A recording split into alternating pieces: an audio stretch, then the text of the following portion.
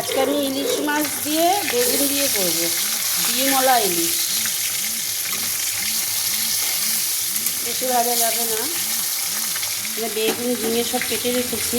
একটু কালো জিরে দিয়ে দিলাম, একটু পেঁয়াজ কুচানো দিলাম। পেঁয়াজটা যাবেই, পেঁয়াজের সাথে আলুটা একটু ভেজে নিলাম, কারণ এই সবজিগুলো তো আলাদা করে ভাজবো না, একসাথে সব দিয়ে দিচ্ছি। নুন হলুদও দিয়ে দিলাম, আর কিন্তু কোনো মশলা যাবে না এর সাথে। এবার এটা ভালো করে একটু কষাবো। সুন্দর করে এভাবে কষিয়ে নিয়েছি। এবার জল অ্যাড করে দেবো।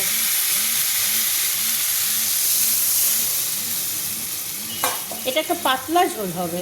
ঝোলটা ফুটে গেছে, এবার আমি এক এক করে ইলিশ মাছগুলো সব দিয়ে দেবো।